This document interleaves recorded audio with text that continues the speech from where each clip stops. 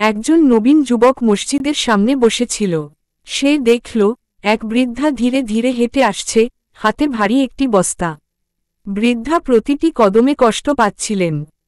যুবক দৌড়ে গিয়ে বলল, চলুন মা, আমি আপনাকে সাহায্য করি।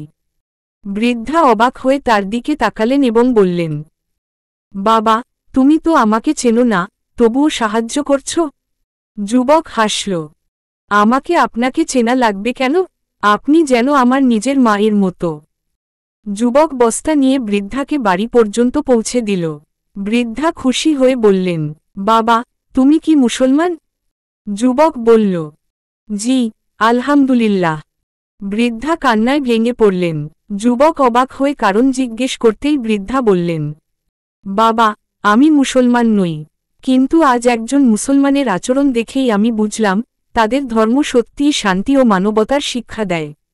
আমি ইসলাম সম্পর্কে আরও জানতে চাই। যদি আমাদের এই গল্পটি ভালো লেগে থাকে অবশ্যই আপনার ওই সুন্দর আঙুলটি দিয়ে আমাদের ভিডিওর পাশে ছোট্ট একটি লাইক বাটন আছে সেটিতে ক্লিক করে শেয়ার করে দিন অন্যান্য আপনার বন্ধুদের কাছে। এতে আরও ভালো লেগে থাকে তাহলে সাবস্ক্রাইব করে রাখুন আমাদের এই ইসলামিক চ্যানেলটি।